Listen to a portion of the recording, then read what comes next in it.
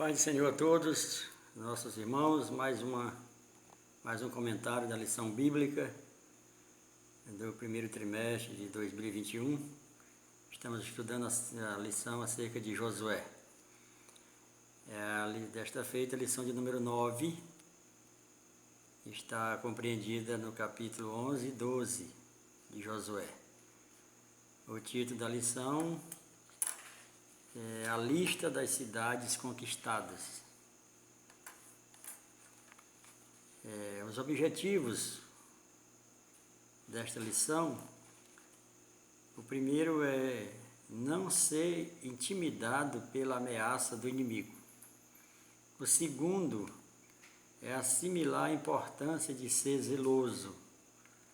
E o terceiro é compreender a importância dos nossos fundamentos. A lição de número 9, a lista das cidades conquistadas. O texto áureo diz: assim tomou Josué toda esta terra, segundo tudo o que o Senhor tinha dito a Moisés. E Josué a deu em herança aos filhos de Israel, conforme as suas divisões e tribos. E a terra repousou da guerra. Josué 11, 23. A verdade prática diz: Deus tem planos de paz para o seu povo, e toda a guerra tem seu fim. Glória a Deus. A introdução à lição, ela fala muito acerca da lição, né? E essa lição de número 9, né? Por falta do comentarista ou um erro gráfico, não foi colocado aqui a introdução. Mas vamos para o primeiro ponto. O primeiro ponto fala a ameaça dos inimigos. Ela está subdividida em 3 subtópicos, né? Intimidação, Deus promete o livramento e obediência e vitória. Intimidação. Nós sabemos que o nosso inimigo, tanto humano como espiritual, a arma principal dele é intimidar, né? E no tocante ao inimigo da igreja, que Satanás usa os seres humanos através de segmentos, né? Através de partidos, né? de pessoas, né? De grupos de pessoas, eles vão muito pelo número. Quando você vê a afronta, né, no próprio carnaval, a quantidade de pessoas, aquela passeata do LGBT, né, a imprensa, ela faz questão de dizer o número e assim, supervalorizando, né, superdimensionando a quantidade. Que na certa feita, anos desses aí atrás, o próprio pastor Silas Malafaia contradisse o que dizia a imprensa acerca de quantos milhões de pessoas tinha, e ele calculou, ele mediu a Avenida Paulista e calculou quantas pessoas pega por metro quadrado, e era impossível aquela quantidade de pessoas naquele perímetro ali da Avenida Paulista. Mas nós sabemos que o inimigo ele vem sempre através da intimidação, através dos números, né? O segundo subtópico fala que Deus promete o livramento. A nossa vitória ela vem do Senhor, porque o Senhor já prometeu. Não é uma coisa nova a partir do que vai começar. Ele já prometeu, ele já dantes nos chamou, ele já dantes predestinou. Basta que tão somente tenhamos confiança e obediência. E o terceiro, né, fala justamente disso. O terceiro subtópico fala de obediência e vitória. Fez-lhe Josué como o Senhor lhe dissera, aos seus cavalos jarretou e os seus carros queimou. Observamos aqui, segundo o escritor judeu Flávio Josefo, da nossa era, ele diz que esse exército, né, formado por aqueles vários reis, aquela colisão de reis, era de aproximadamente 300.000 soldados a pé, 100.000 a cavalaria e 20.000 de carros. Ou seja, era, como diz a própria palavra aqui, como a areia da praia do mar. Era impossível, humanamente falando, para que Israel vencesse. Isso Deus sempre deixou claro em todas as batalhas, para que o homem sempre entendesse que não era pela força do braço, não era pela sua inteligência ou capacidade, ou capacidade bélica ou capacidade de entendimento, né, de conhecimento, mas tinha que entender que era o Senhor que estava à frente, que está sempre à frente. E em 2 Reis 6,16, tem um texto que o profeta Eliseu mostra para seu servo Geazi, que são mais os que estão conosco do que os que estão com eles. Então, não é a matemática de Deus, não é a matemática humana. A visão dele não é a nossa visão. O segundo ponto da lição fala o caminho para a paz. Caminho para a paz, e primeiro subtópico fala pequenos detalhes, e o segundo, tempos de guerra, e o terceiro, tempo de paz. Pequenos detalhes. Como ordenara o Senhor a Moisés, seu servo, assim Moisés ordenou a Josué, e assim Josué fez. Nenhuma só palavra deixou de cumprir de tudo que o Senhor ordenara a Moisés. Então aqui está o segredo, né? Parece ser um pequeno detalhe, mas o segredo está em fazer de acordo com o que o Senhor mandou, de acordo com o que o Senhor já dantes predestinou, né? Nós sabemos que na lei do Senhor tem o princípio.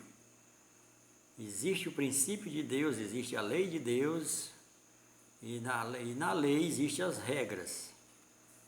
E nós temos que observar. Porque quando uma regra é quebrada, você vai para a lei, e na própria lei você acha uma exceção. Mas a partir do que a lei é quebrada, você cai no princípio. E princípio não se quebra. Então aqui, um pequeno detalhe pode parecer pequeno, mas é grandioso o seu resultado, é justamente fazer de acordo com o que Deus pré-estabeleceu através do seu princípio. E o livro de Josué descreve em detalhes as batalhas militares na conquista da Terra Prometida. Muitas qualidades, né, do personagem Josué podem ser destacadas. Pelo menos 4 aqui o comentarista destaca. A primeira é a liderança espiritual. A segunda é coragem e bravura. O terceiro é compromisso de fé. E o quarto é a honra ao legado dos seus líderes. Então, observamos aqui nesses quatro, vamos dizer aqui, qualidades, né, de Josué. Liderança espiritual. Procure saber quem é o seu mentor, né, com quem você está aprendendo. Analise sempre segundo a palavra. Não que você não tenha que ouvir, o apóstolo Paulo disse que você tem que ouvir tudo e reter o bem. E aquilo que vai dizer que é o bem é justamente você trazer a luz da palavra. Ele diz coragem e bravura. Você tem que ter coragem, você tem que ser bravo naquilo que você defende, na fé que você defende, na fé que você tem que defender com bravura. E tem que ter um compromisso de fé. Para não ser levado por qualquer vento de doutrina, você precisa ter embasamento na palavra de Deus para ter confiança no seu credo, naquilo que você crê. E a gente vê pessoas que são levadas pelo vento como folha seca, porque não tem raiz, não tem a profundidade na palavra. E o quarto é honrar o legado de seus líderes. Sempre como liderança, seja professor, seja pastor, você está honrando os seus liderados, fazendo com que eles cresçam, continuem buscando e crescendo. A gente vê no meio cristão, e não é diferente do meio secular, tem muitos líderes cristãos que não querem que que os liderados cresçam. E isso é terrível para o Evangelho e para a vida dessa pessoa, desse líder que o próprio mandado de Jesus é ir por todo mundo, pregar o Evangelho e fazer discípulo. Mas como nós já falamos em outras aulas passadas, a gente vê que tem pastores, líderes que não fazem discípulo e que tem até ciúme quando alguns se destacam. E isso é perigoso, isso é prejudicial e é maligno. Porque isso veio lá de Lúcifer, essa questão de querer, né, de não deixar, de podar aqueles que estão querendo não aparecer, mas aqueles que estão trabalhando, que estão fazendo a obra. E tem muitos que são melhor do que o próprio pastor, e ele tem que reconhecer isso, né? Tem muito pastor que não é ensinador, e o Senhor coloca na congregação alguém que é ensinador. Tem muito pastor que não é cantor, e o Senhor coloca cantores na congregação. O pastor tem que entender isso, aquilo que ele não tem aptidão, aquilo que ele não tem o dom. Mas a gente vê que tem muitos que não têm o dom e ainda enterram os talentos dos outros que Deus coloca para ajudá-los. E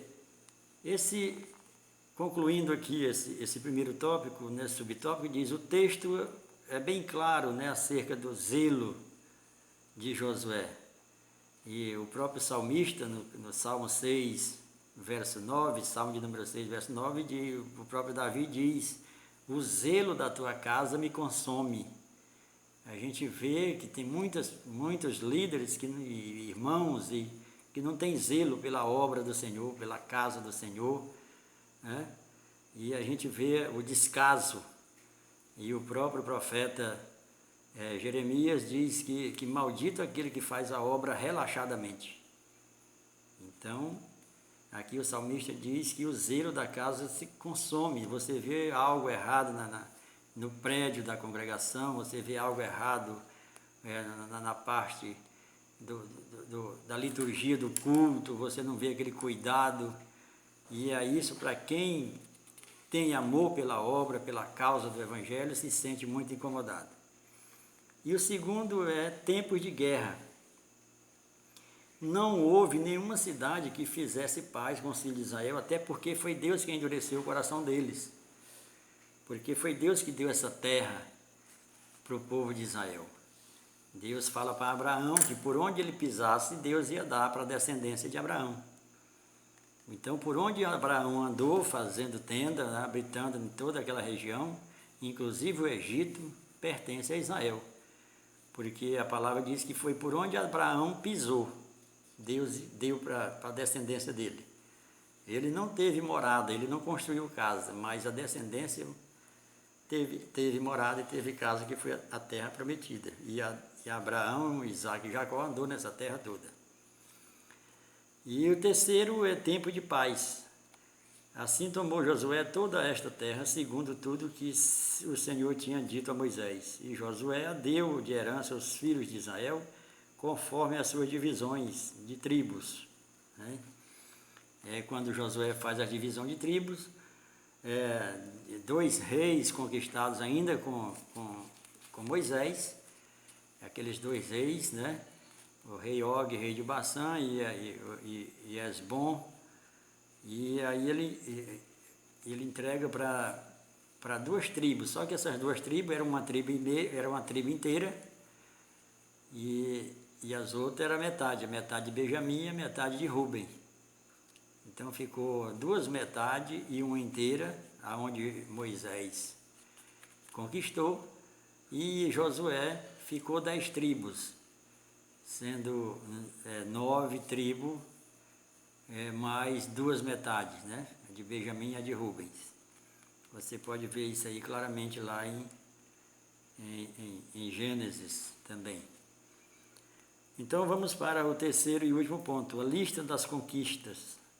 No capítulo 12 temos um resumo da conquista da terra prometida, com uma listagem dos reis derrotados por Moisés antes da travessia do Jordão, e também por Josué do outro lado, depois da travessia do Jordão.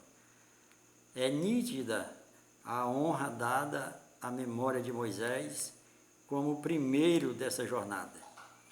Então, o que Josué faz é justamente dizer, olha, foi Moisés que Deus, através de Moisés, nos trouxe até aqui. Então, a pessoa tem que entender, né, que não foi Josué que chegou lá por sua conta, foi Deus que, através de Moisés. E Deus, através de Moisés, entrega o cajado para Josué. Mas ele teve, vamos dizer assim, para não receber para si essa honra, né? Ele dividiu, ele entregou a honra para quem é de direito, que era para Moisés. Que não é o caso, como muita gente fala, acerca de João Batista. E João Batista diz, o importa é que ele cresça e eu diminua. Diante de Deus nós não tem que diminuir, nós não tem que aparecer. Porque por mais que a gente diminua, mas ainda está aparecendo. Pequeno, o irrisório que seja, mas ainda está aparecendo. Então, diante de Jesus, nós não devemos aparecer. A própria palavra diz lá em Hebreus que nós estamos escondidos em